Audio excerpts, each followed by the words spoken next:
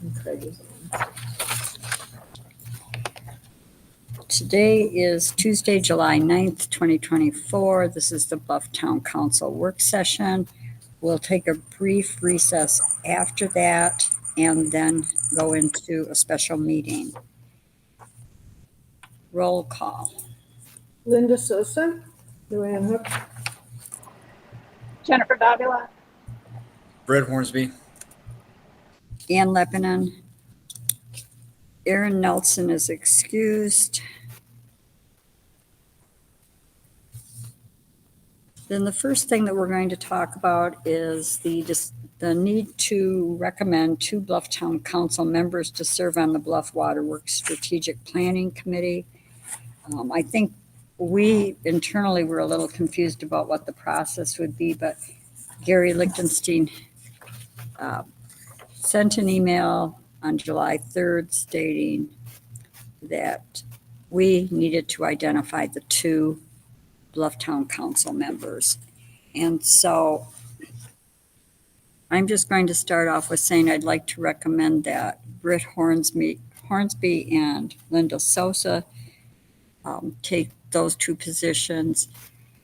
Jen Davila will probably already be present because of her position with Bluff Waterworks. I think that sometimes I am more annoying than helpful in some of these discussions, and so that would be my recommendation. So, other thoughts, other recommendations, comments? it works for me. It works for me as well. What are you thinking? I think that I would like to work with them, but I also have a lot happening with the trail grant, and I do work over full time. So, and I also am satisfied with that because I can go to any meetings, right? Right. And kind of, I should probably explain what my thinking was about it, is that you and Linda both have a huge amount of institutional knowledge. And there's nothing that prevents you from talking with Linda or talking with Britt and sharing information that you have. And certainly as a resource, we're definitely going to need that. I was trying to look at balancing time, and without knowing specifically what they'd be looking at, it sounds like it's going to be during the fall that the meetings will be taking place. So if you're okay with it, and then working with Britt and Linda. Right, and as long as it's another one of these open meetings that we're not blocking people from attending, so I can pop in and hear what's working, and if we have to post every meeting that we all might be at, I think we need to just do that as a blanket. We may be at any of the following meetings. Well, we can't blanket it. That's the problem. They have to be specific dates, but I can do that. That's easy to do. And I'm with you. I will definitely be showing up and listening. Mm-hmm. Okay. Yeah, and just if we can find out that they schedule, because they'll happen on it, I'm sure. Sorry, I was wondering where that was. Maybe Kirk. It's going to hit them there. Yeah, so it's over 3 to 4 half-day meetings in October through January. And so they're not identified yet, as far as I can tell. But if everyone's okay with that, then Britt and Linda will be the designated folks. I will let Gary know. And that certainly I will put in there that Luanne is a great resource. We're lucky we have so many institutional knowledge people around. So thank you both. I know it'll take up some time, but it's really worth it. Anything else on that? All right, then looking at number 2, discussion of enforcement of exterior lighting ordinance and enforcement in general. We've been getting, it feels like getting over the last 6 months to a year, more enforcement kind of questions. And that is in our strategic plan to have an enforcement process and an enforcement officer doing it. And kind of the starting point was, for me, was that I tried to pick something that I thought would be pretty non-difficult or threatening in that, I can't find it. There were several complaints about Latter-day Saint Church and the lighting, the exterior lighting on it. And it came from residents who are getting direct light trespass. And so I started off by sending an email to the fort, and then the director at the fort referred me to the president of the now president. So I sent an email saying we've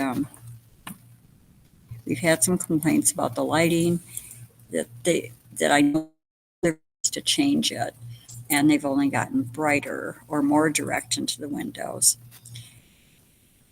The president referred me to Kyle Hassler, who you might all remember his name from being the San Juan School District manager for their buildings when we were negotiating on the purchase of the school. So I was able to have a conversation with Mr. Hassler about it.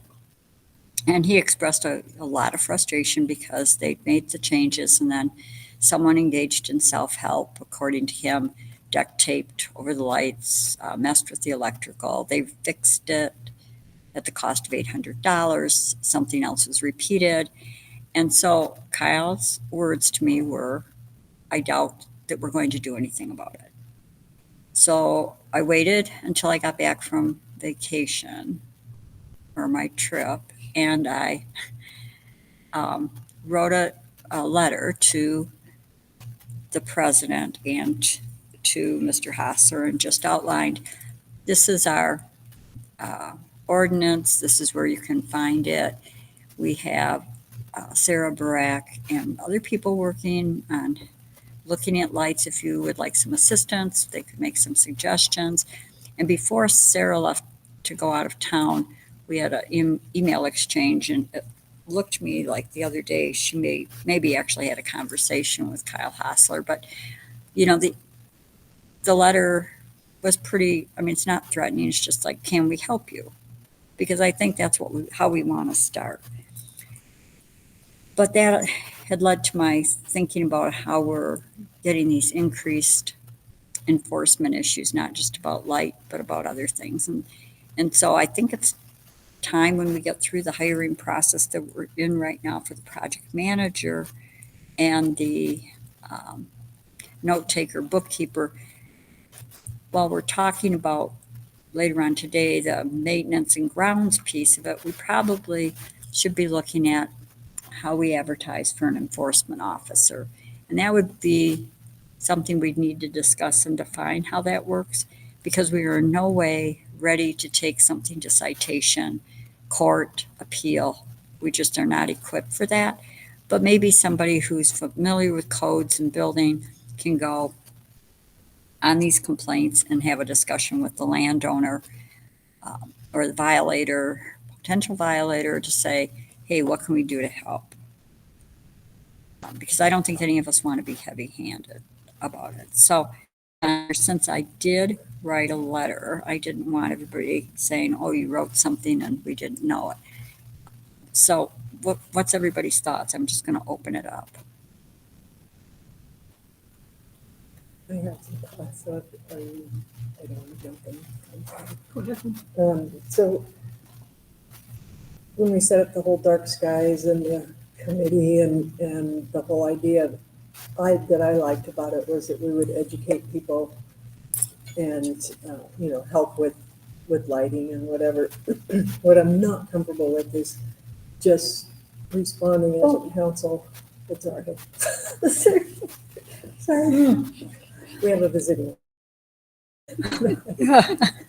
But anyway, what I don't want our council to be in our town is to just respond to complaints. As there are definitely brighter lights in town right now than those, and I don't want to like single out one business or one house or whatever. What I'd rather do is figure out a letter from the town through the committee or whatever that says, hey, we have this ordinance. Your place has been identified as having something that's, trespass lighting or shining up or whatever it might be. But just put it out to everybody and then say, hey, we're working on getting everybody in compliance. So when you say put it out to everybody rather than identifying something and doing that same process, reaching out, having a conversation, having two conversations, and then just putting, here's where you can find the information, that's not something you're comfortable with. No, that's fine, putting it out and saying, hey, we do have this ordinance in place. And then to come to the ones that have been identified as, the committee has gone around, your place is identified as needing to bring a couple lights or several lights or whatever. There would be a blanket letter to everybody. And the first letter would say, if you're out of compliance, we'll be sending you a separate letter to let you know, to let you know. And then from that point on, start the discussion with people so that we're all on the same page. I guess it's about what I'm about to repeat myself with the Arundo and the giant cane. It's the same thing. We need everybody to know it's existing, and then the ones that have it on their lots or their land need to be specifically notified. But if we just respond to like somebody's complaint to town, it's not going to be very neighborly. I think it Or was effective. extremely neighborly. Well, but that's just the one. Yeah. And I'm sure it was.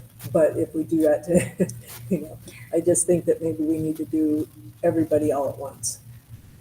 Okay, so will you work with the Dark Sky Committee then to help them identify all the properties, and then they can work on a letter? I mean, that would be one way to do it. I don't know that I don't have the time to do it right now. But I think that that's certainly one way to do it. My frustration with this case in specific is that they had changed the lights, and then the complaining letter was in my eyes the right way to go about it. The damaging of the property is not, and it's frustrating. I understand, I understand their frustration of, yes, we've already done this once, and I don't want to go spend another $800 to fix it again. So my hope in saying this in public meeting is that people would respond correctly and try to go with us. And then I do think as a town, we need to validate, yes, I went to you as a town, now what? So therefore we're back at the enforcement of. Yeah, and if it hadn't been summer with everybody traveling, I probably would have sat back a little bit longer to have more face-to-face with the committee, but I was traveling, Yeah, they were traveling. And it also gave me an opportunity to point out the self-help. While it's useful sometimes, when it's damaging self-help, it's not. So who damaged it? The owners or somebody in town? Somebody damaged it. We have no idea who. And Probably not the owners. No. To try to darken it. No. It was done by a third party. It was not done by. To brighten it up? No, Or to darken it? no, they had changed them out, and then They got damaged. they got Just damaged. vandalism or something. Yeah. Huh.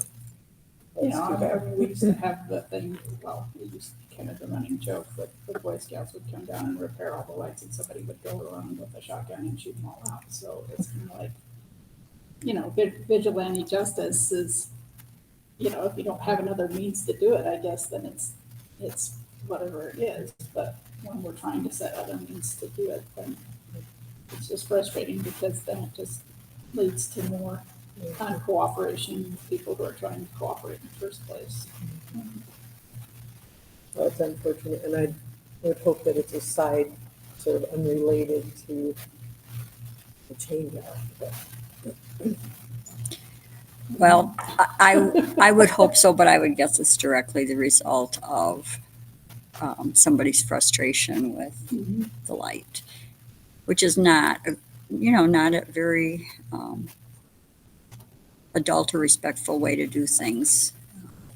But be that as it is. So what I can do is just send a note off to the chair of the committee and say when everybody kind of gets back, maybe have a process working with Lou to how are these properties identified? And then at the same time, maybe set up that similar process for the giant cane. I think we still need to move to hire an enforcement person to be able to look at some of these things because I'm not an expert in lighting. I'm not an expert on plants. I run from doing any type of weeding. So I think that having somebody who does know code enforcement or can learn code enforcement would be a good idea. and like the dark skies, I've got that app on my phone. We have the meter that does the sky stuff, but I'll have a meter that can just shine right at a light and tell you how much it's emitted. And so that's a very objective level. And, they have to be downshielded, very basic stuff to get rid of some of the highest offenders. So is there an option for a third party here, like a contract or something? As an enforcement, code enforcement? Enforcement is maybe even this like idea kind of to what Luanne was kind of talking about, like, a lot of ordinances have come in, not just the light ones. We've had a lot of ordinances come in and maybe getting up to that baseline on what who's in compliance, where, any kind of service really that takes it maybe from somebody just going out to whoever is getting the initial complaint or whatever. Because I do have issues like Lou has with that just kind of being, in a certain sense, there's squeaky wheel gets the grease. In the other sense, there's kind of like targeting and vendettas that go along with complaints. So having a third party do either one of those things, both of those things, just asking if that's an option or we have to do this in-house. No, it's definitely an option. I think it kind of goes in with that word enforcement. Someone who isn't writing citations, they're not slapping people on the hand, but just going around and seeing, is there a violation? Does it look like a violation? Does it fall outside what we're asking folks to do? And then, like, what's the remedy? How do we fix it or help them fix it? And so in my opinion, that's kind of the committee's job, which we haven't met much, but I think that was one of the goals of making a committee, is that we could send out that education and whatnot. And then, like, one of the things we tossed around was, you get a button or a little flag or whatever, those things that sort of let a business know that they're in compliance, and they can put that sticker on their door or whatever. And the houses that are in compliance, and do it by positive reinforcement. Okay, so, but talking about the broad part of enforcement, because Britt's right, there are a lot of other ordinances we've written that we have penalties or remedies for, but we don't do anything with it. Is that something people are interested in looking at, getting someone to do those types of things?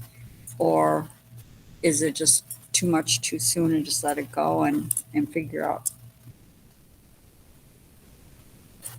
how it's going, how we're going to deal with the overall issue of enforcement? We haven't gotten to the point where we've sent out the notice to somebody, and then the 30 days or the 60 days or whatever. We don't have that established yet. No, that's what we would be doing. So I don't want to spend any energy or time figuring out what the days are and the process and all that if no one's interested in doing enforcement. No, I just wonder if we'll have that many that we need to actually enforce right away. Or like, because we don't have anybody that's stacked up that's not cooperating, other than just ignorance of our I kind of think it's a waste of time to issue letters and things like that if you don't have anything to back it up with. Well, we do. Otherwise, we just, but do we? I mean, Yeah, well, we, because we haven't established enforcement yet, so I think we need to work on enforcement before. Well, unfortunately, there are enforcement provisions in most of the ordinances. And so after you send a notice to someone that they may be out of compliance, then the next step would be Chris writing a letter. And I personally like to think the majority of people want to be cooperative, that we're not going to be in a situation where we have to look at doing justice courts or whatever. So. and I think we can get to that point when we get, if we get some problems, and I think it's probably out there in the future, but we've got a lot of other stuff that is taking a lot of time and is on our strategic plan. And I know this enforcement is too, but we have those basic things set up, and most people will respond, I believe.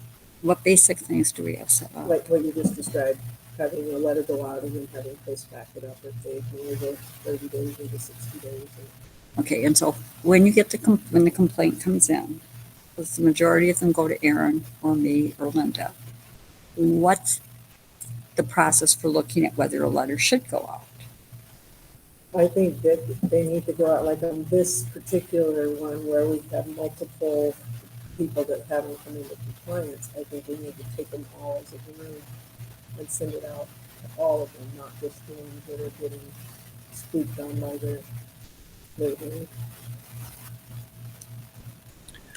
It just, I guess my concern is doing a survey, like, or an audit, right, or whatever we want to call it, for each individual ordinance by a committee that's working on that ordinance or something. That's why I'm talking, like, maybe it would be good to have some kind of just baseline. Here's the ordinances that are in so far. Here's where people stand.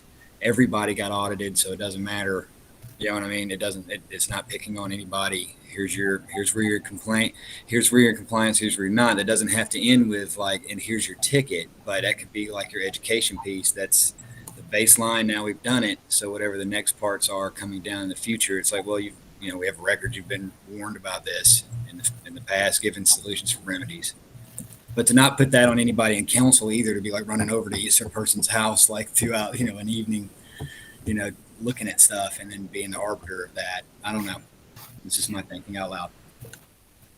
Well, that's why I'm suggesting that we look at hiring someone who's not on the council, not on planning and zoning, that can do that. And I think, on the issue of the giant cane, we're going to hit a dead wall with a number of people.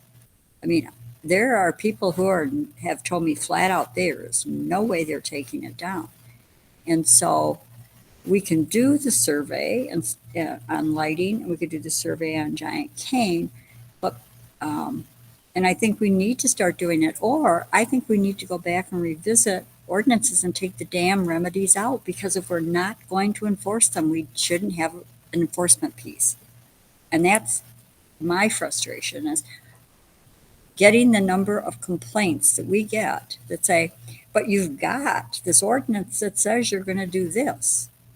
Well, if we're not going to do this, then the other option would be cull through the ordinances and say, we're taking this out. Yeah, and I don't want to not enforce it. That was the whole goal of putting the ordinance in. But I want to do it as a whole survey. Britt called it an audit, but yeah, a whole survey of the town and not isolate people. You're isolating them when you send them the letter. Everybody's going to get a letter that we think is not in compliance. But I don't care how we move it forward. It just feels like we need to address the broad issue of complaints and how we're going to do it. And the question I have is, do we want to hire someone? Or do we could send it to the Dark Sky Committee. Is that really their job? No, but okay, maybe they want to do it. Do you want to do it on whoever's on the weed committee? We don't. And thank you, Jim Hook, for having volunteered for years on the weed committee. He has now resigned. So, I'm not sure who's left on the weed committee, but the weed committee, do they want to do it? You know, I think it's asking a lot when we could potentially craft a very inexpensive hourly job where we say, okay, now we're going to tackle the giant cane. Now we're going to tackle the lighting and let them identify And stuff. then they are in communication with Chris? Is that, No, that's, they'd have to go through me. They'd have to go through us. They can't just be in right, which communication. I'm with not us. sure it would save you any effort, is my wonder as if it would actually save any work. On the giant cane, it's a state law, so there are further things, you know, where the dark sky is not, it's a town ordinance. The giant cane goes higher, it goes to the state that says you have to remove it, and the town's responsible to get it removed. Okay, so now we're back to the town is responsible. Mhm. Okay, so I'm tabling this because I feel like we're spinning. We're not making any progress. We've identified we have some issues, and everybody should just think about it, and we can revisit it in August work session. So just one thing to think about, is this person going to go to each of the committees and find out what needs to happen? Is that kind of what you envision this person doing? You know, I really didn't have a vision. I just wanted to be able to talk about it and get some ideas, but I feel like what we're doing is we're just kind of circling the issue. And so maybe for the August, I don't know when August meeting is. And I I agree. guess for me, I'm fine on spending money on it, either through a person or through some kind of contract. I mean, I'm fine in investing time and resource into it, but not knowing what that position looks like, it's hard for me to imagine. I think I agree with what Ann's saying, because I think that if we just continue on the track that we're on right now, I think we do need to find a system to evaluate everyone. But then maybe the committees can go to the enforcer and say, these are the people, you know, we've gone through our next step. This is the next step. You need to know, you know. I think without that, though, we just continue to get the vigilante justice, and people are just going to say, what's the point of reporting this to town, because they're not going to do anything about it anyway. So I'm going to go continue with my shotgun and shoot out people's legs. You know, I mean, And those people might be perfect ones to join the committee and help do that someday. well, supporting, I think that those people are leaving their hands that they're going on shooting out people's Well, legs. maybe not that one, but the complainants that are interested in the order. Well, and kind of maybe the last thing I'll just throw out is we are hiring, hopefully, somebody to be bookkeeper, note taker, who already is doing the community center. Maybe those duties could be discussed and expanded down the road. But I think we need to have a kind of an idea of what we're looking at. And so I've got it on the agenda for August 13th to a work session, and let's see if we can kind of move that forward. And please, community, if you engage in self-help, think about the damage you may be doing to somebody's property. It is not a good thing. Okay, so number 3, discussion of pathways, strategic plan review and recommendation. I only put that on there because it was fresh in our discussion. And one of the things that they had recommended was us having this as a standing monthly agenda item on our work session. And so since this was our work session, I didn't want to skip the first work session and not have it on there and then have everybody say, I thought we agreed we would do this. So any thoughts on the strategic plan and kind of where we are? My thoughts in kind of reporting as to what we were doing, and that was Judith, and Julie sent us the review, what we had said we were gonna do, and then it was kind of a good reminder of, oh, I did sign up for that, what have I done? So I thought that if we each had an item that we had to report on that we were working on in conjunction with the strategic plan, that would motivate us to not get them pushed into the weeds maybe, or When we get just to as a the- personal reminder. So that- it also all updates the rest of accountability, yeah. the council and the rest of the town, to know that things are happening.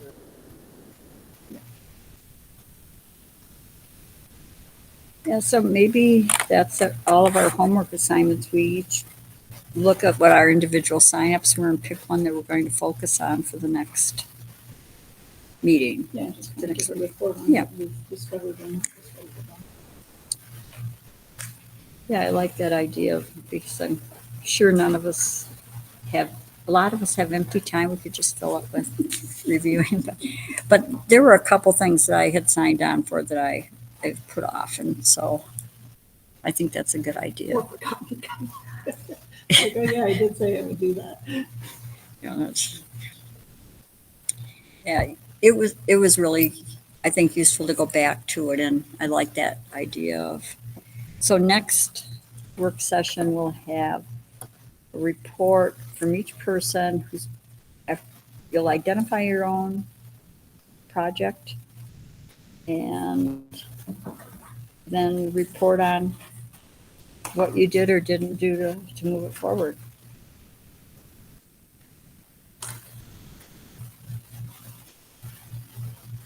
So that'll be on the 13th. That's a good idea, Blake, thanks. Put some structure to our meeting.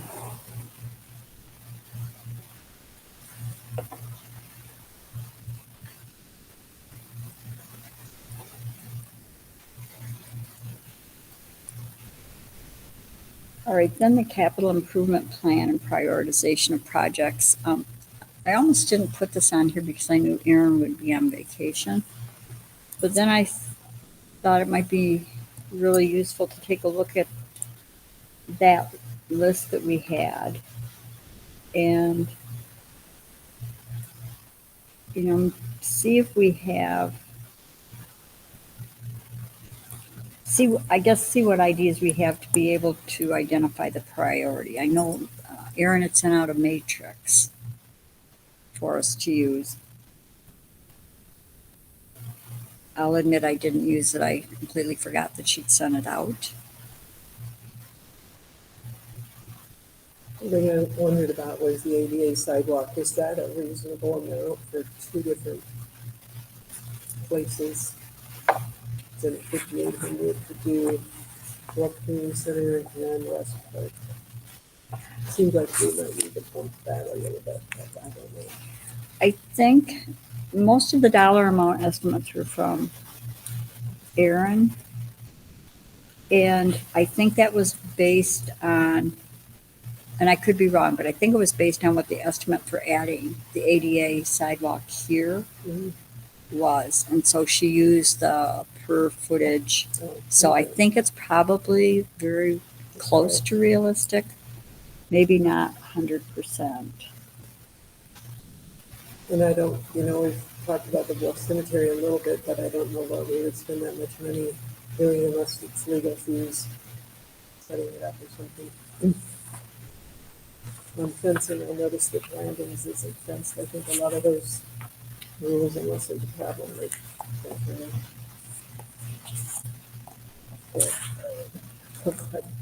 What it might be, but I thought, if we need to bump something.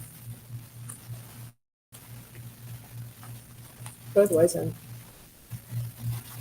think everything is in there. I also wondered about the playground. That's like the price of like Blanding's playground and.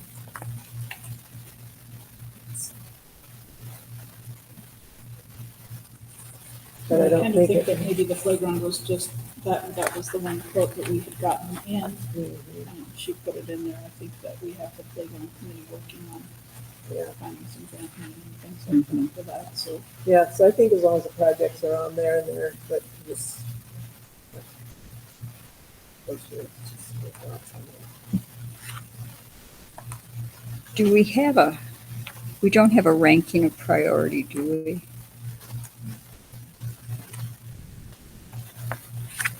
She's saying,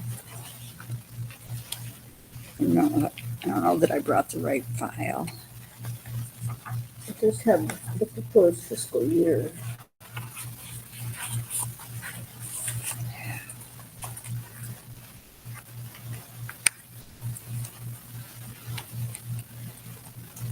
which in some ways is kind of a ranking. Mhm. Well, is everyone okay with what the proposed fiscal years look like?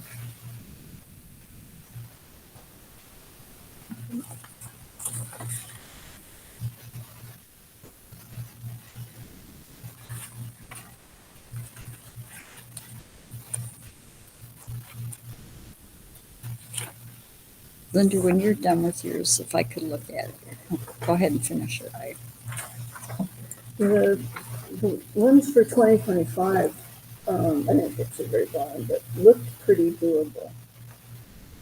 It looks like there's only 3 scheduled for 2025, which would be public Wi-Fi, ADA sidewalk, and roads. Roads planning, yeah. Yeah, and the roads planning is kind of underway with the engineer.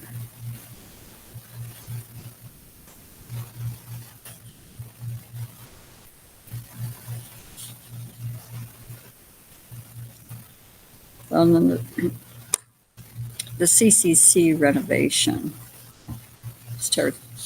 we have that starting in 2025 fiscal year, which makes sense.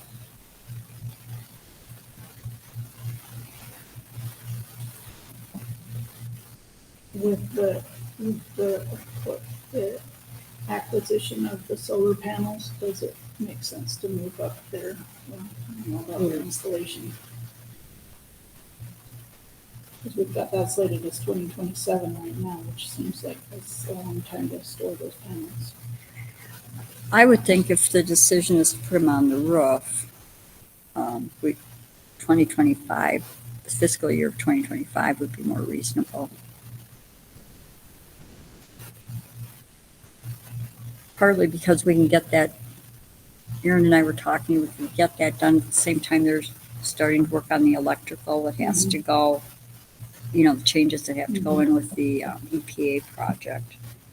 Linda, can I run back and make a copy of this? Or not, Thanks. Those fabric, what do they call those kind of roofs? They don't want you to drill through because of everything up and stuff. We talked about the advantages of them being up and out of the way, and for the last 20 years, when they go out, if you need to do any roof repairs, you gotta take everything apart. But I've been more and more in favor of making parking stalls with them. All the way around, you could have shaded parking. People would love shaded parking. It'd be out of the rain, it'd be out of snow, it'd be out of the sun, for people stopping to come inside. Where would you put shaded parking? Where'd you I think? wrap it around the old school. The north side and the west side. Where you would normally park, just put them straight in, where you park straight in and put the metal supports up and then just put an angle so that the solar panels are right up there, make them high enough that people aren't knocking them over, but then just provide a little shade. And also get them out of the way and easy to repair, easy to replace.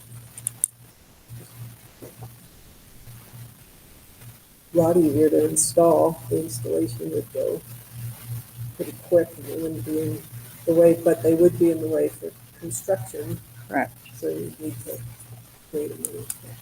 So that everybody could come and go to the building and pull their stuff in and out as needed. I don't know how much of that there'll be, but there'll be some. See, and part of the thinking was getting them in sooner rather than later, since our singular biggest expense on the building, other than insurance, is the propane. And when we had AmeriCorps here, because the doors were propped open, people were in and out, we went through a lot of propane. And if we have construction, I imagine we're going to have a lot of propane use during the colder months. James had also mentioned that some of the thermostats got disabled, so that thing was just running. When our core was here. it was really cold, they would have just been running anyway.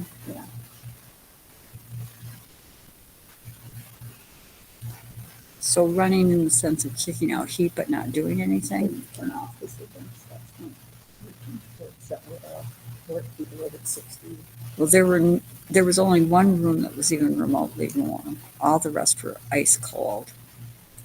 Yes, I don't know what was running I heat don't know. in those other rooms because I was in there every day and there was at least I should ask James because at least as far as I could tell, there was only one room and then we'd all eat lunch in that room because The amount of propane short term might seem like a big win, but long term, I think it's more important to put them where they ought to be and where they make the most sense and where they take the least maintenance and put it where they have, put the power through the roof and all the rest. So I think that's important to consider just long term, which is why we're putting them on. You know, what energy they're going to save, but I don't think that the bill between now and the next couple of years would be a big decider in my mind. I'd rather do it where they need to be and where's the best place to put them long term.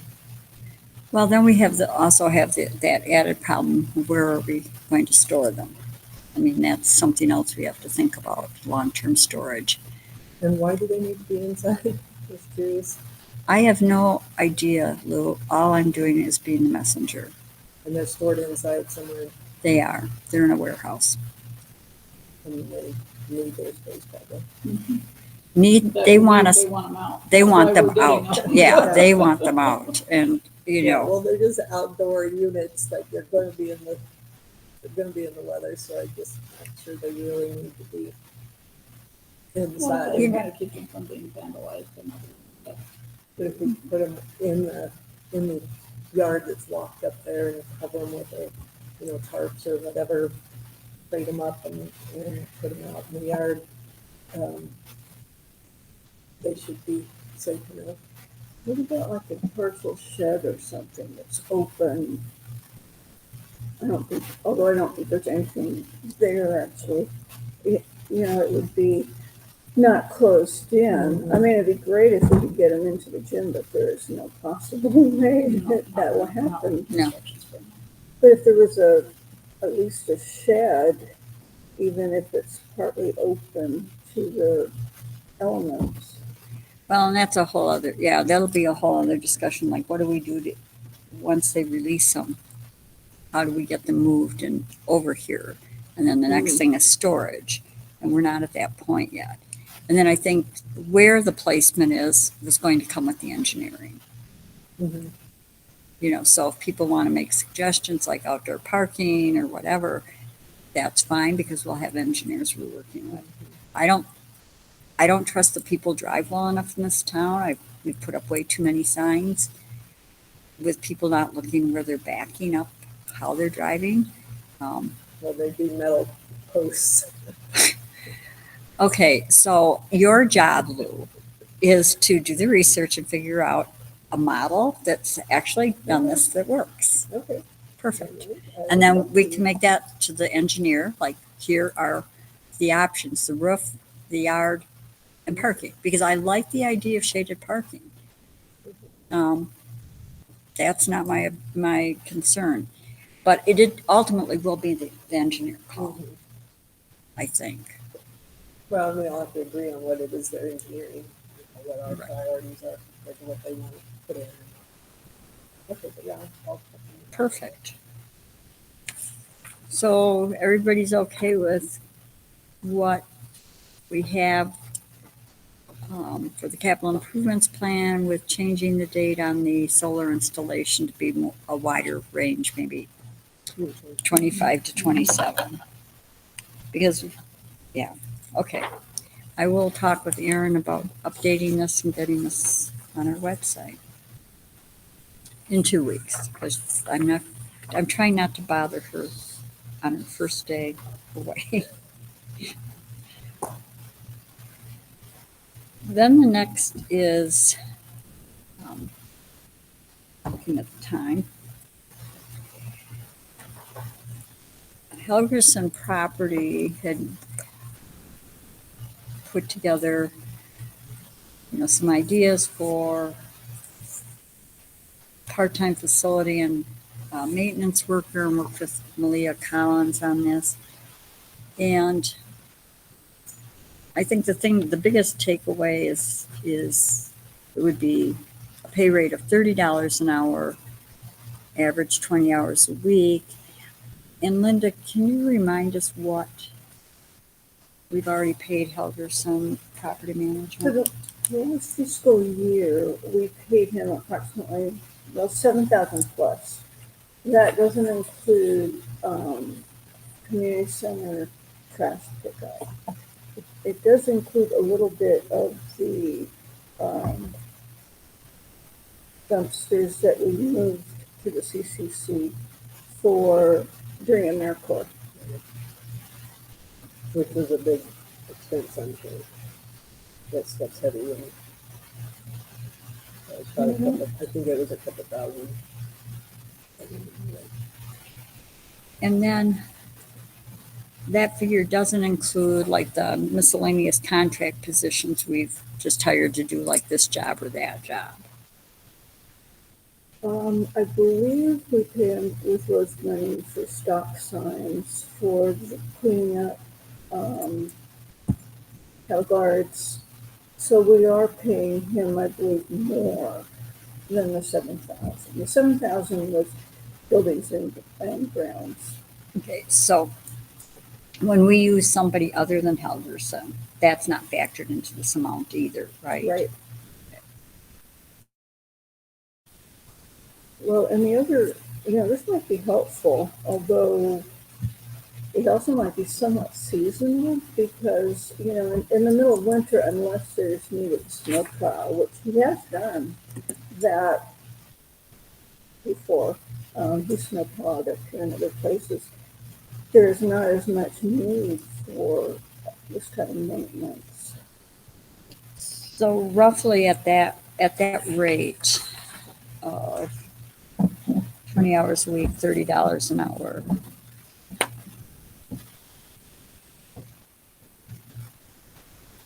Just did, of course, I immediately erased it.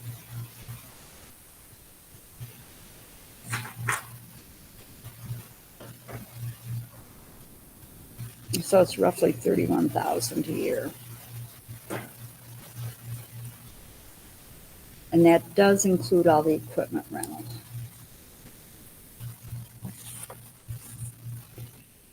And then the other thing that I believe was discussed was in the list of things that need to be done, we could do it by the hour and just prioritize what we want. Are we talking about just continuing with that, maybe allocating some more funds, or are we talking about hiring someone to be a maintenance person?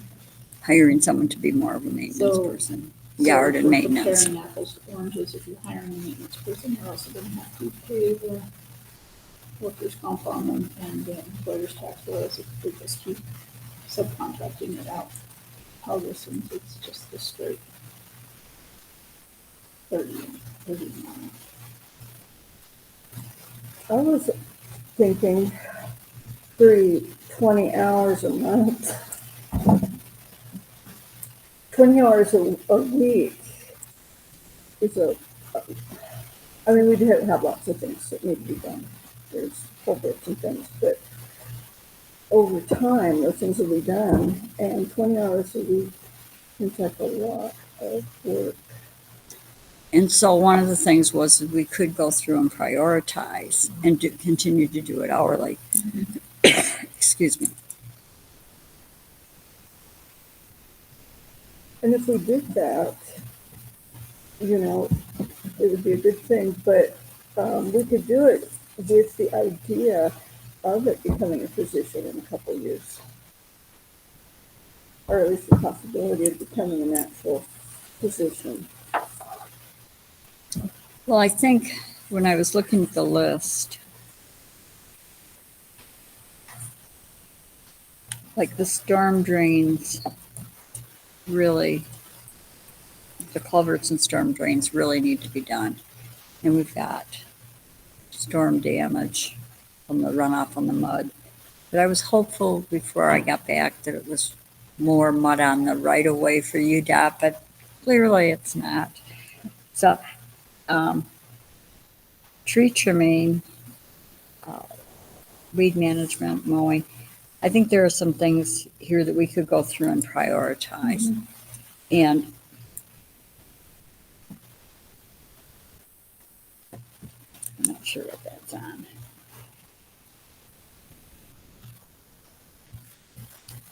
And we held off on the tree trimming. We actually had somebody in mind to do that. Although when I went by the CCC yesterday, yeah, it looks like a few things came down from the storm. So So is that list that you're looking at just our list of things that we talked about, or is this something that Helverson Management sent to you? this was something that came from Helverson Management through Malia Collins, of things that would be encompassed in if we hired his company as a company to do all this. And then the option is to identify specific projects that we wanted to do. Yeah, see, I don't have that in my mail. It probably came in last month. It's from a month ago. Yeah, I have barely anything from Malia. Yeah, it's been a month or two. Mine's like back to February and stuff, so I don't think it came into mine. But anyway, I kind of know the list of projects and things, so. I'm pretty sure Erin sent this all out in a packet, but I'm not positive. But yeah, there's a list in it. Okay, there's an annoying fly. Where's that lizard? Where's that? I think it went into the cleaning closet. Get out of here. Down to the floor sink before. So it seems to me like working with Malia Collins to do priority for getting some of the work done is kind of the consensus we all have. Not- And is he happy with the way it's going now, or did he say he wants to be more like dependent, or we need to set something that he's our first one to call? He would like to be hired. He would like to be hired full-time. I'm going to try to kill this fly. I'm terrible at killing things. And I missed it. Ugh. Okay. Yeah, he approached us asking specifically if we would like to hire him as a grounds manager, maintenance person. And then Malia worked with him to put together this proposal. I wonder if a salary would be a better solution to for that. When, I don't remember if this was in a work session or outside, or maybe it was just talking with Malia, because we meet with her monthly.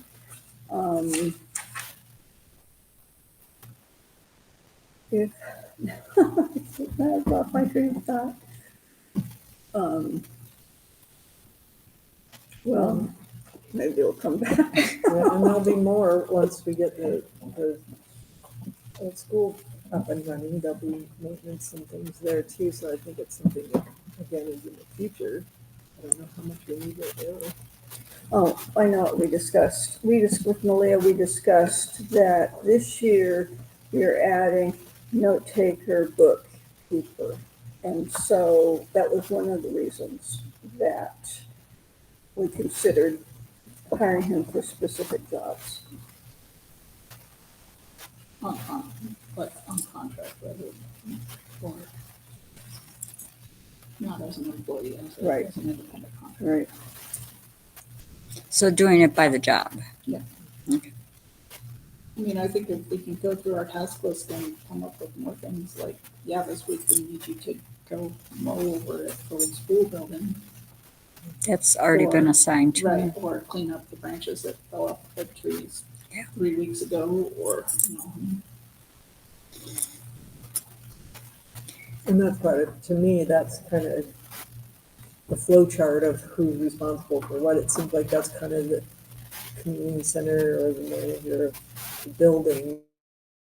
somebody do, all these things, whether it's fix a toilet or fix the water or whatever, hire the AC guy to come down, that's, That's what Malia's been doing. yeah. Yeah. And so that's what it seems like, unless she's not willing anymore, it seems like it's working. Well, I do think that there are some big ticket items that are not within Malia's purview, like the storm drains and the culverts getting cleaned out. Yeah, Those are going to be those are different. pricey. Yeah. That's Different. very different from, And a different Mowing, person. yeah. maybe. so, Well, like he was real helpful in getting that road.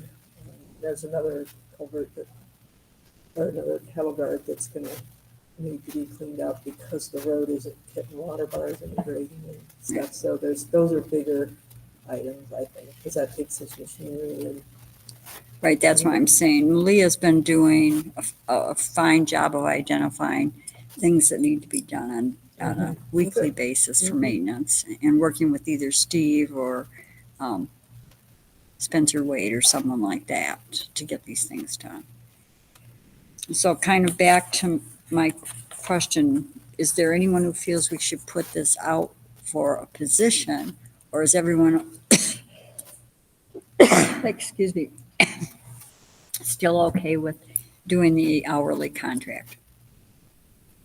I like the hourly contract, and, we can start there, we can change it anytime to a job.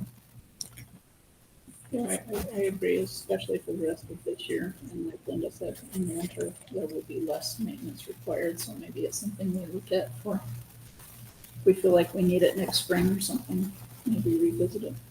What are you Yeah. thinking, Britt? I agree. Yep. Seems good to keep the way it's going and then reassess. Okay, then I will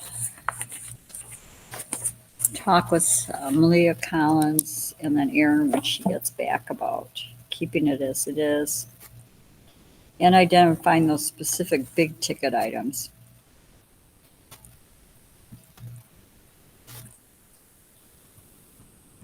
Is there anything else on that, or shall we move to number 6? Okay, discussion of the noxious weed removal and dried brush pile. I put this on because Ed Dobson, of course, has sent out for 2 reasons. Ed Dobson sent out an email saying, everybody start looking, the goat heads are coming up. Can we get some help here? And then the second reason was because Jim Hook has decided to step down from the weed committee, which is understandable. And again, really appreciated all the years of work and knowledge. But we need to figure out what we're going to do, which also kind of includes the giant cane. I don't know where we are with that project.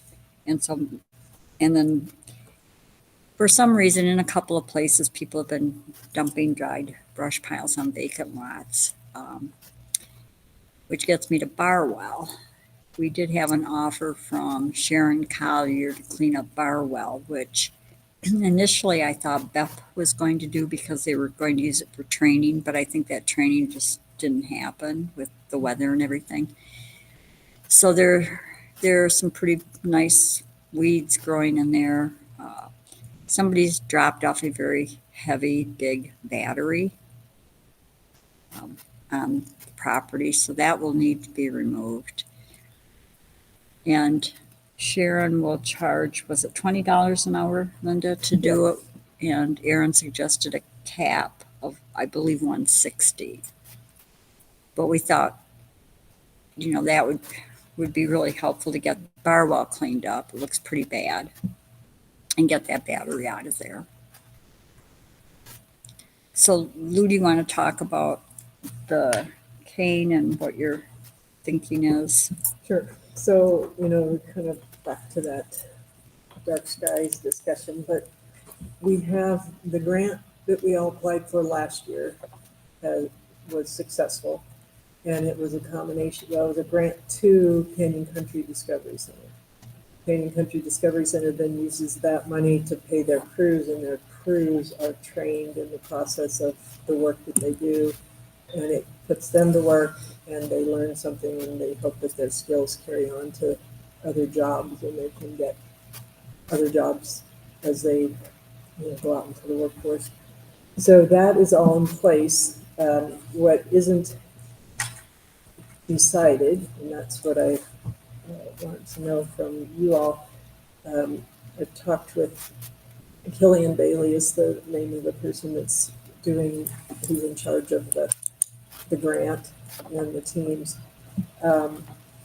Whether this information comes from Canyon Country Discovery and listing the state law and that kind of thing, or do you want that to come from us? And then identifying, letting people know that their property is on the list, on the map that was mapped last year by AmeriCorps. And the Division of Natural Resources, they did the mapping of every stand of Arundo in town. And so what I would like some guidance on is what you would like me to do to notify the people that are on that map, and that there's this state law that we're responsible for it, and we have help to come and do it. So do we want Canyon Country Discovery to be in charge of the whole thing, and I can just help them with resources and that kind of thing? Or do we want to be the ones to send out this information to? Thoughts? How did you do it last time?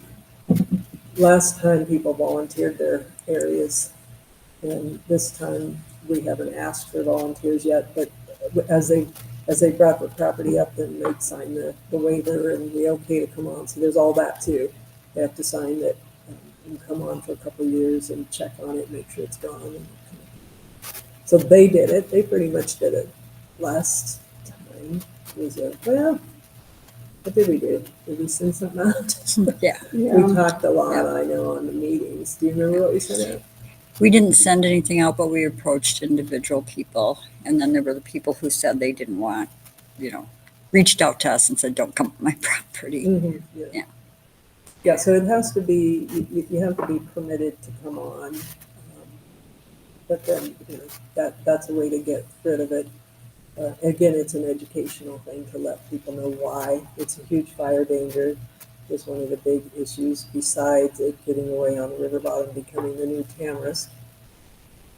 This last flood, if it would have broken away any of them that are on the edge of the river bottom and gone off in, that would have been the perfect start to, and then it will invade all the river beaches, all the campsites on the river, is what it's done in other places. So we're trying to prevent that. The state of Utah is trying to prevent that. And we have helped to get rid of it so we aren't the cause of that problem downstream. Jim, Britt?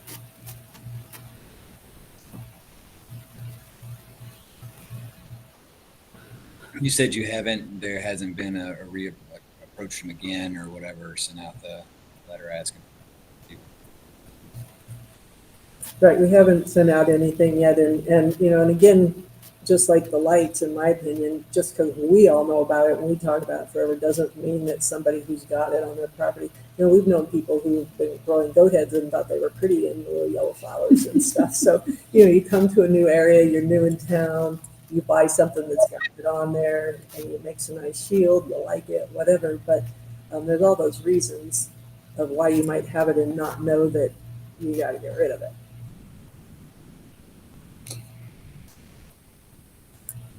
Well, I personally don't feel like if the town applied for a grant, that we should delegate the investigation and notice requirement to people to say, this is what we got this grant, this is how it's going to be executed. We're sending you this, you're getting this letter because we've identified that you have this on your property. And then how do they reach out to us, or what the follow-up is? I don't like the idea of that, and it's just me delegating it to the The crew. the crew going out to do it. And part of it is when AmeriCorps Team 1 helped with doing a few things and taking things down. Ultimately, we're responsible for projects that we start, and I don't really think delegating that responsibility is a good idea. The question will be who's got the time to go around and identify. Well, we got the map. So or And so we have addresses and names of property owners and that kind of thing that goes with the map. well, So that's part of what I was thinking is this crew would learn how to, that's why she had them do the mapping, is to learn how to put a property in on the map and to identify it and stuff. And so then part of this educational part of it would be to say, here are your identified spots. How are you going to notify these people that you are available to come and help them get rid of it? And here's, just that approach as to, instead of them just showing up with their axe and whacking away. And well, yeah, that can't happen. well, but I They'll mean, get whacked away.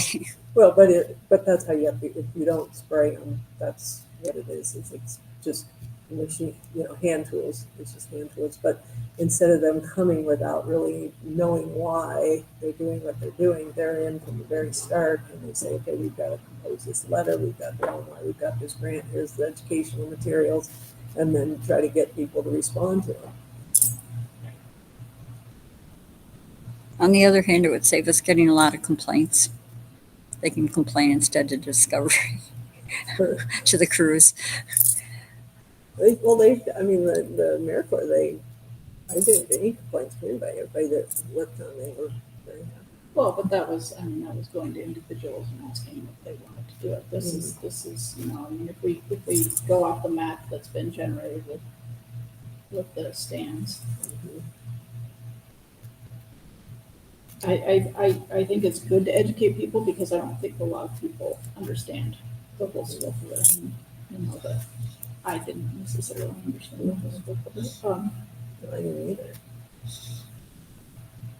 But I think by targeting people and letting them know that they do have it on their property, and this is, just alerting them as much as, just saying, hey, you have a light, it's out of violation, this is something you can do to repair it. And this is a way that we can help you remove it, repair it, But Are you coming interested from in us or coming participating? from the team that's coming, because the likelihood of them being able to get rid of every last stand is kind of not very possible, just because of the time that it takes. And they'll either have five young adults or 10. Well, so could they do the project with taking the map, identifying the addresses, identifying the property owners, drafting the letter, and then we approve the letter and have at the bottom approved by the Bluff Town Council? And then that saves us the work. We gives them all the tools that they're trying to develop, but we ultimately acknowledge that we have a need for everyone to comply with the state law. And then that kind of allows them to work with, if they have some kind of way that people can respond to them, that kind of allows them to accordingly plan for the amount of labor that they have available to tackle it for real, rather than just saying, hey, we have 20 people on this list, we're going to go do a not complete job on any of it. But if they can focus on, 5 or 6, if that's what they have the manpower to do, then great. So do you want to keep working with them then, Luda? Yeah. Okay. And then to me, that's kind of I like the idea of the education and the true learning and all that. But I do think we need to have some kind of a acknowledgement that the town approves the project and however they want to do it. We just approve the letter. Yeah, some sort of either intro to it or a sign off on the end.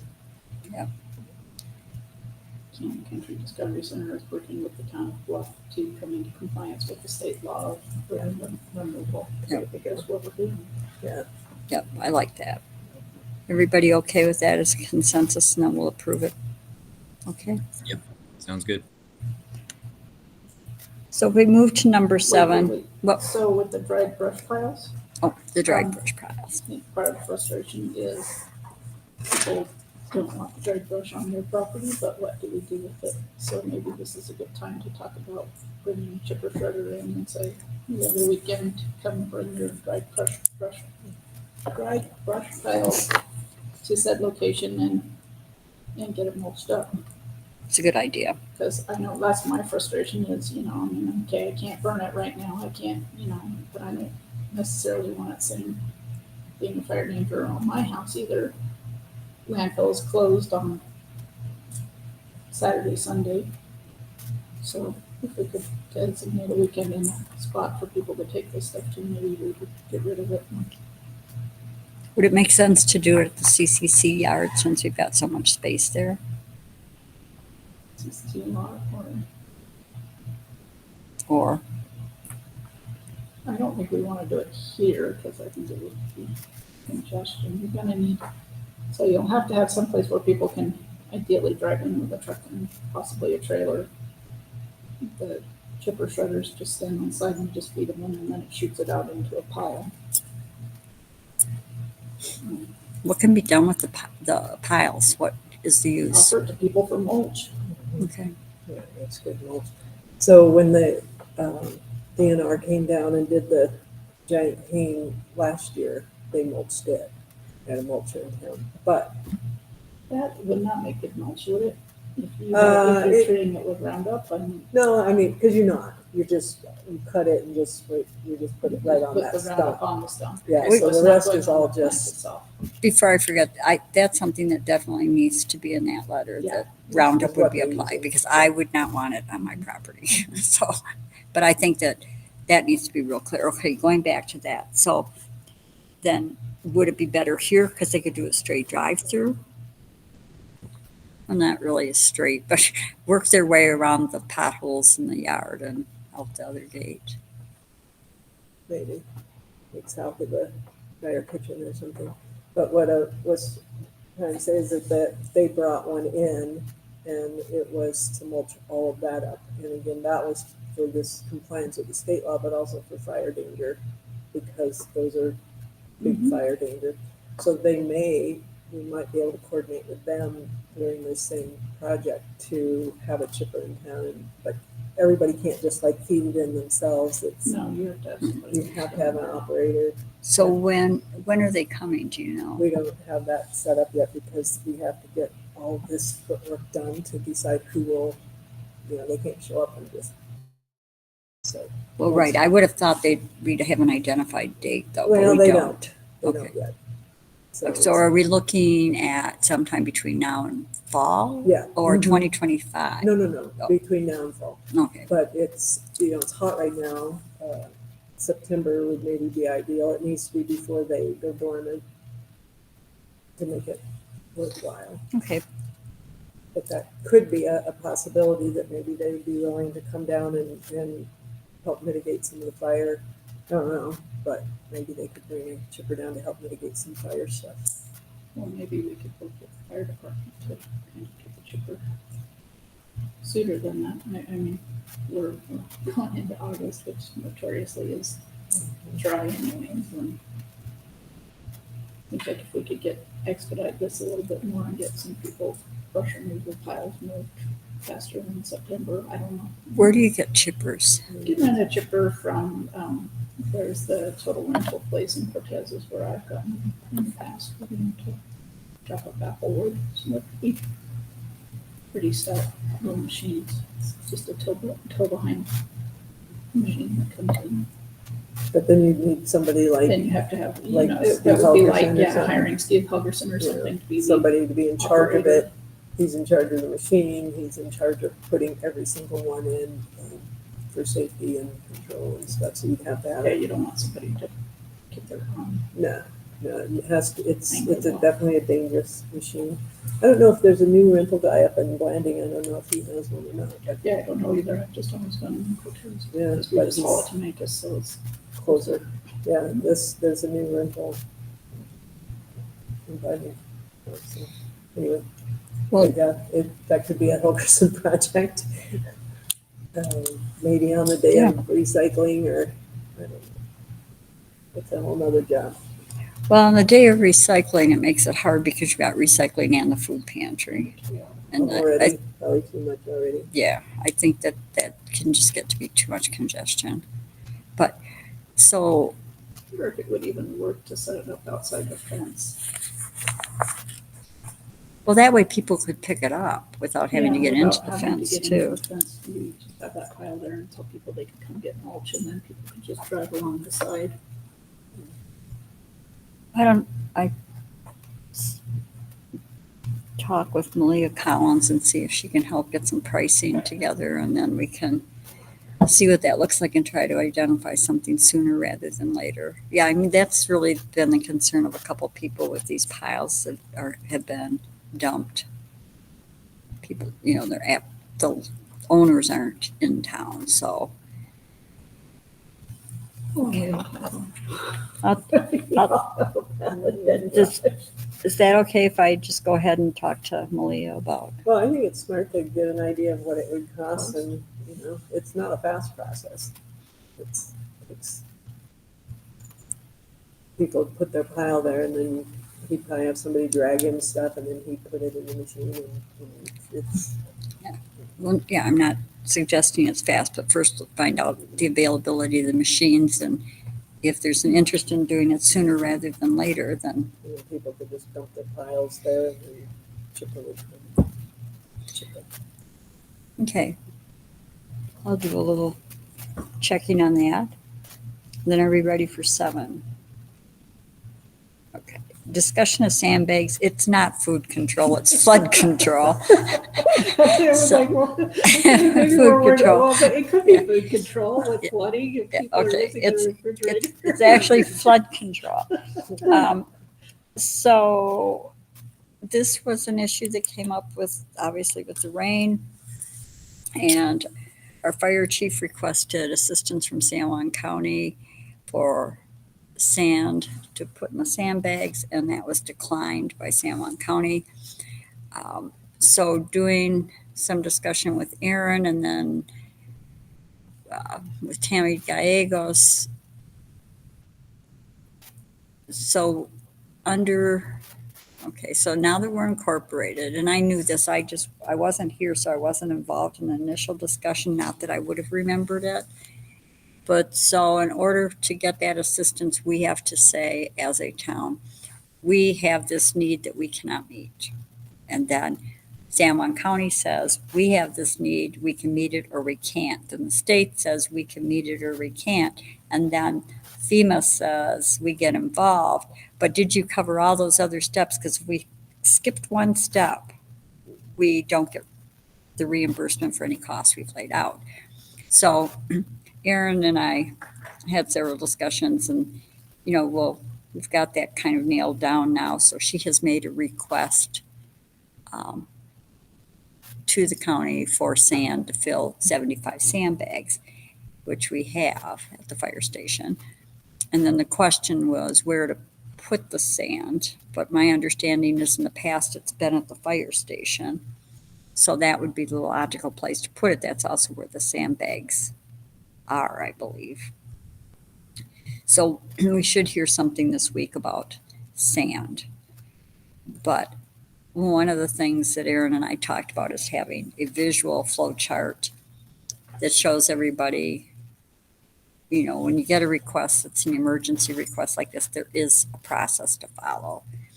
And it kind of got, which the fire chief would not have known that we had to now follow the other process rather than what he'd done in the past. It was just unfortunate because apparently we could have used them, but that was the way it is. So we'll get a flow chart up. We'll make sure everybody knows where it is, but just Yeah. The storm drain system on both sides of town, I think I mentioned that last meeting, but they both worked so well. You remember before the west side, how Yeah. Comb Ridge would it would just fill full. The highway becomes kind of a little dam running right through town, and there was none of that was happening. that used to just pump water out of there so many times, and it's, you know, it's good that that's all in place. And Yep, I think, so now there's many options to get flooded now. which is good. But the wash did quite a number, and it's lucky that that stayed in as long as it did. And it came out a little above the bridge, and then it came out a lot below. So it's, and it wasn't that big a lane, so it's.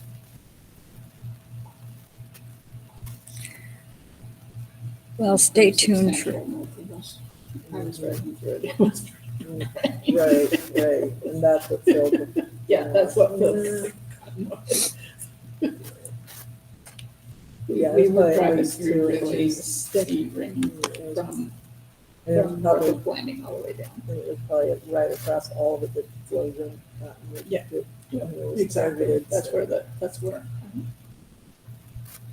I didn't think it's a named wash, well, probably is a named wash that went over the highway there as well. It didn't go over like Pine Creek did, but it did wash over the highway, just south of Lake Mesa. That one's come out a couple And that times. comes out in Cotton, or that goes straight into Cotton. Mhm. It was an impressive rainstorm.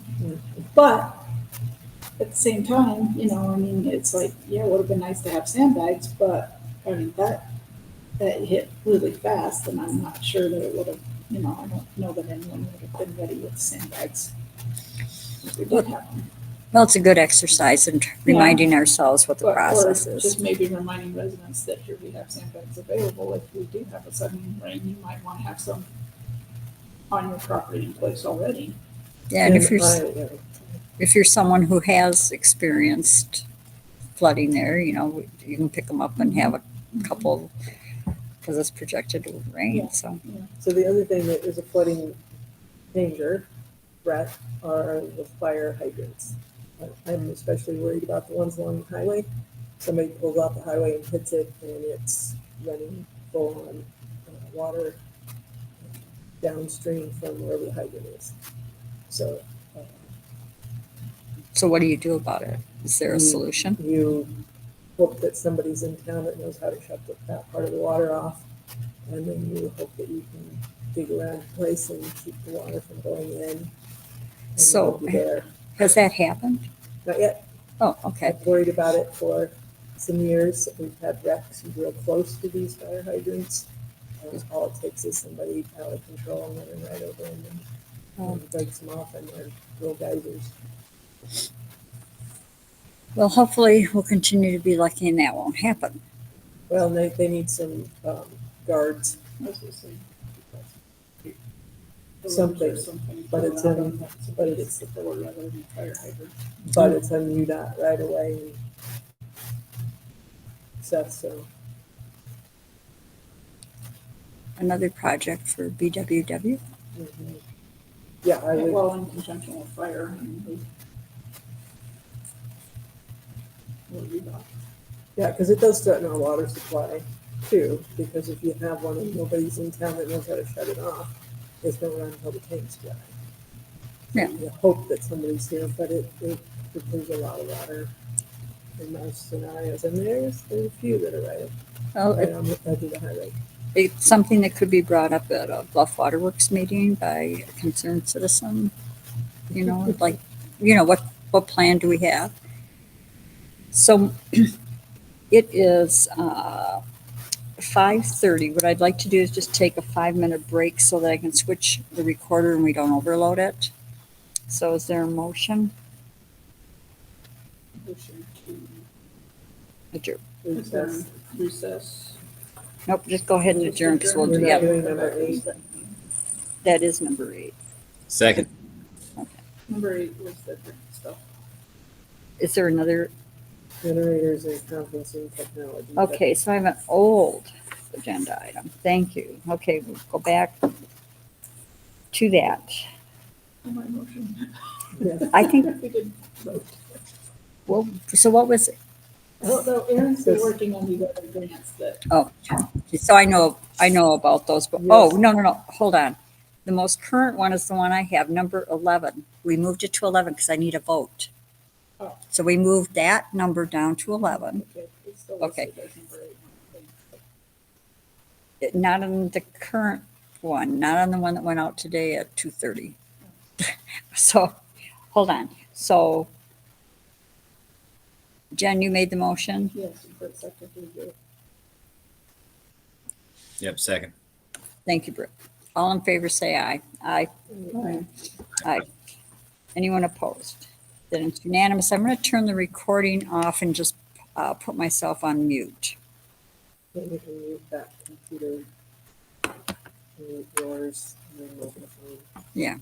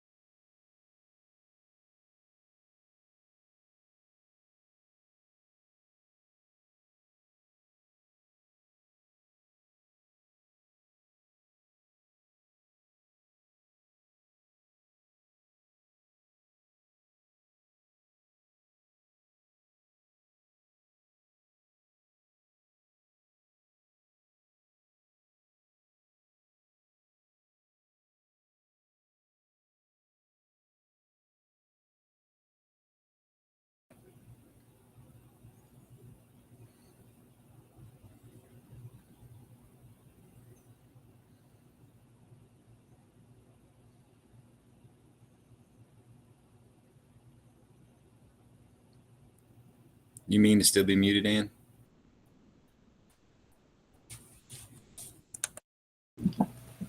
Is everybody ready?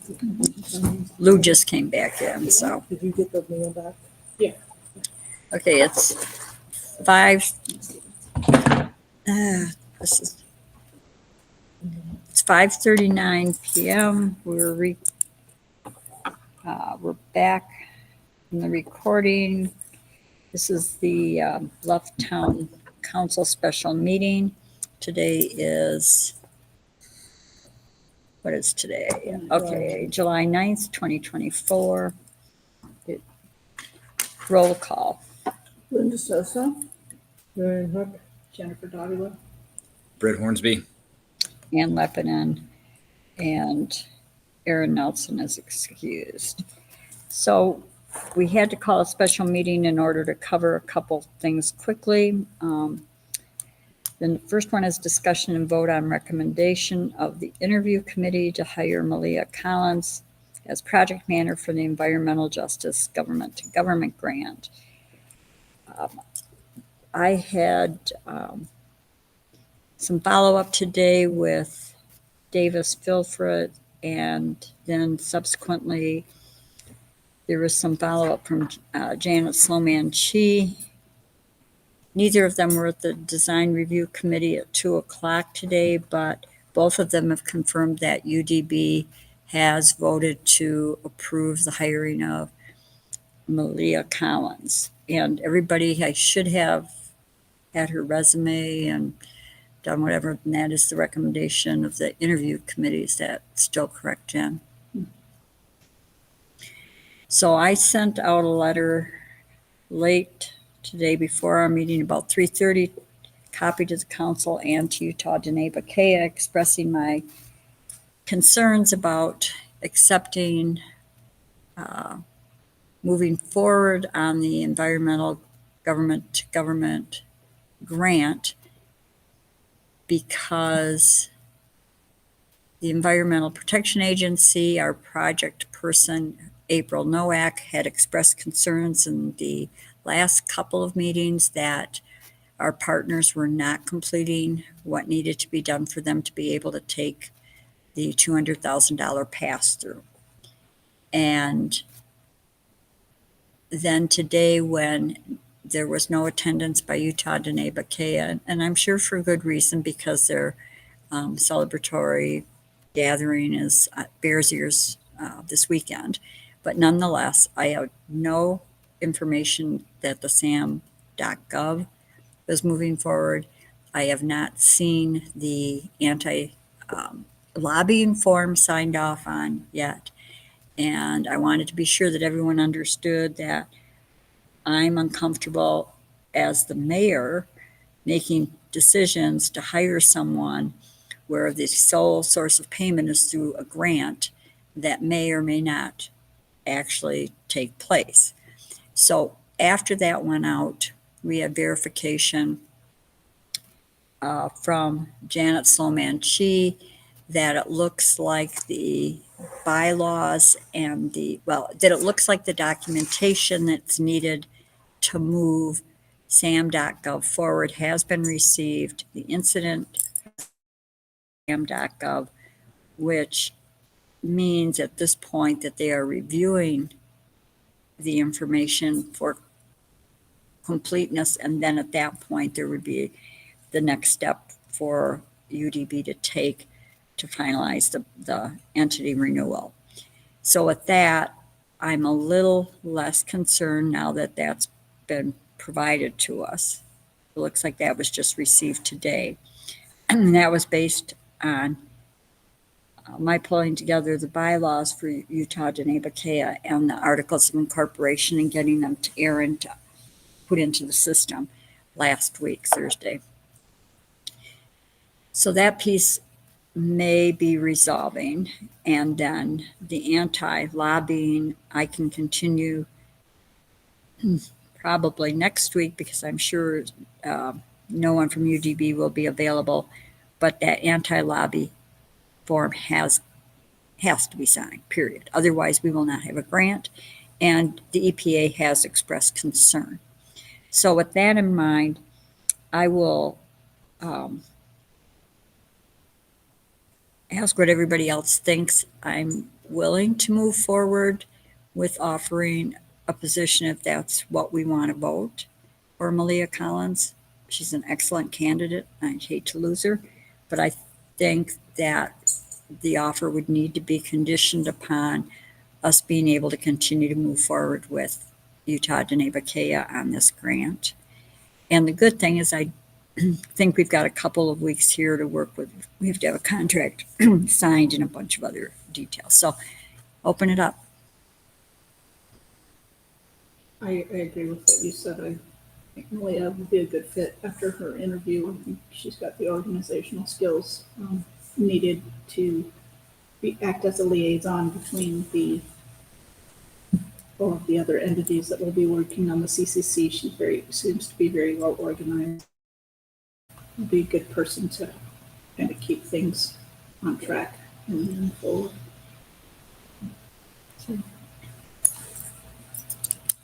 So if you have it conditional, then that she doesn't start till then? Or, because I know Erin was hoping she'd get on board and get things kind of lined up, but she would need to wait.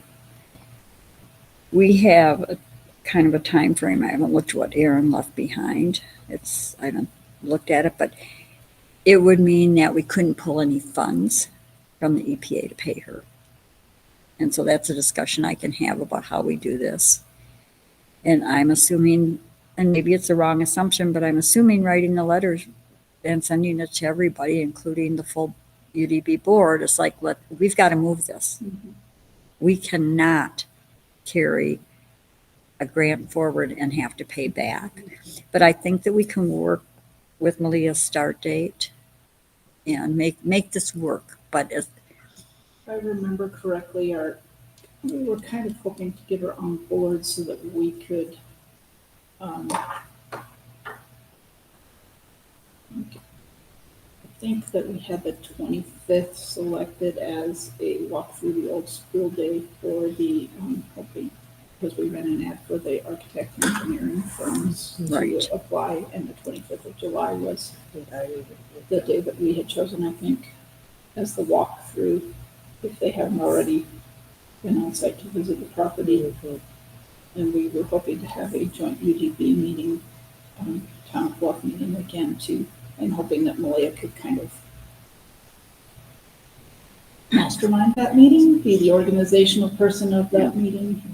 So in looking at the 25th, I think that's why we're willing to push this higher, just so she can, there's a lot of EPA trainings and everything that Erin was hoping she could attend prior to this. And I haven't received the contract formally back from Chris, but as soon as we would get the contract from Chris and we get it signed, then she could begin. And that should buy us a couple of weeks there to get the EPA formalized. We can draw from the grant. Right. The problem is I don't want to be paying back $100,000. No, so I think what we need to agree is that if it fell through, we still need to pay Malia. We hire her on. If that doesn't work with the grant, we still need to. Absolutely. We're not going to not pay her. Well, that's what I mean, just set it up so she knows she's getting paid one way or the other. But Yeah, it's a contract. We have to pay her, but we can cover that. We have, You wouldn't be paying. well, we have money in the general fund. If it's going to fall through, it's going to fall through on or about the 25th of July, when April and Erin are both back in from vacation, and EPA, they're not happy. And so I'm not reading between the lines. I'm reading get off and move this, or that's it. Mm-hmm. So we've got the money in the general fund to be able to cover the salary. We can be reimbursed from the EPA grant, but I wouldn't want to go 6 months into this. No, that's what Okay. I'm just checking to Yep. make sure we don't. Perfect. Is there a motion? I motion that we hire Malia Collins to serve as project manager for the CCC Government and Environmental Justice Government Grant, contingent on Utah Tennessee turning in all of the proper documents that need to be received by the EPA. A second. Okay. Any other discussion?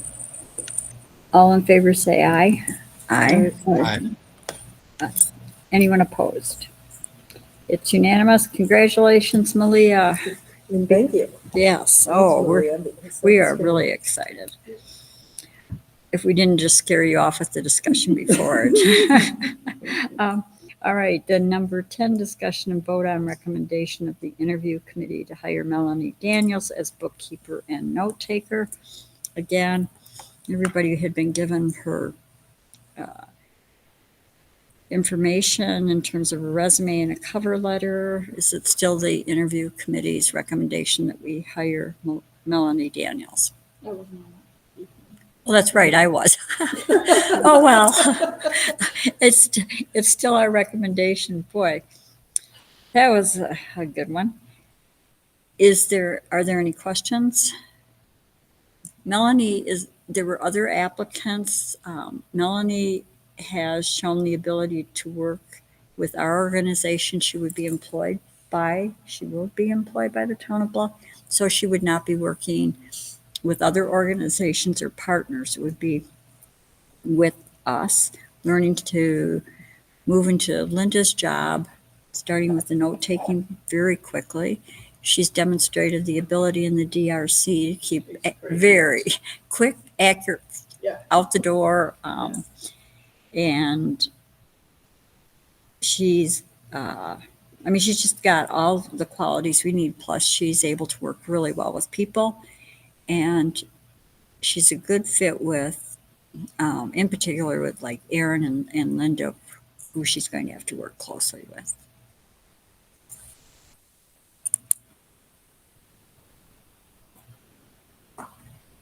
I motion that we hire Melanie Daniels as the bookkeeper and note taker for the town of Bluff. I second it. Do you want starting dates? I think the date is immediate on that, but I think we're okay. It's, let's see, It's Tuesday, isn't it? It's coming Tuesday. I need to get her into the system. Yeah. The I think it's this, system. I have a meeting with her at 10:30 on Tuesday. Okay. So it'll start next week. Any further discussion? All in favor say aye. Aye. Anyone Aye. opposed? Well, sorry, it's unanimous. All right, the last was the last item up in the work session, but I had Linda move it down because we need a vote on this. There was $200,000 available in San Juan County because we're low income. From the USDA, they're $50,000 grants. So there are 4 ostensibly. Only entities in San Juan County can apply for them. They're focused on health and safety. So Erin quickly put together, based on Colette Walker from USDA, who's our regional area person, an application for a portable generator, an application for a permanent generator at the Cooperative Cultural Center, and then IT services, which is a long shot, but we put it in because it's a good fit for the building and something that we really need, and perhaps the USDA would prefer to fund 1 generator and possibly the IT, or possibly 2 generators, or nothing. We don't have any idea what they're willing to fund, but these were put together by Erin, and I just need to have the approval to send those in to the USDA. The deadline is tomorrow.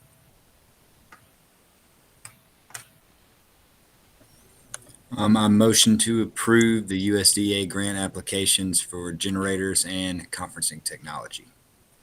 Do those need to be separate? No, I think that's okay. I'll second. Any further discussion? Then all in favor say aye. Aye. Aye. Aye. Anyone opposed? It's unanimous. Those will go in and we'll, I think Colette Walker has until August 12th to do her magic work that she has to do on her end, and then they'll go to USDA for review and scoring and all of that. We probably won't know anything till September. But with that, is there any other at this time? I have one other, and that is that planning and zoning has an additional meeting this month, and it's tomorrow at 1:00. And they are reviewing sign applications and a couple of things are on the agenda. Anyway, the agenda's on the website. I don't have it in front of me, I'm sorry, but I cannot make it tomorrow. I will listen to the recording, but I have a conflict and I can't be there, so it's going to be virtual. I don't think they'll be here. It's at 1:00. 1:00, sorry, I missed that. But I will, listen to it in the interim before our next meeting. It looks like maybe they're just reviewing the current application itself. Just looking at the application. And they are also looking at land use clearances for solar, was on there. So anyway, there are a few things on the agenda. Do you have anything else on there that's? Well, if anyone's interested, they can virtually attend at 1:00 tomorrow. Yes.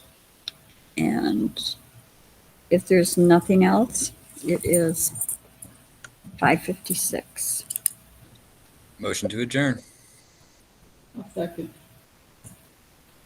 What waterworks is tomorrow night? What water system? All in favor, say aye. Aye. Right. Anyone opposed? It's unanimous. I'm turning off the recorder and we're shutting the meeting down. Thank you, Craig. Thanks to everyone for attending. Thank y'all. Have a good evening. You too. Right.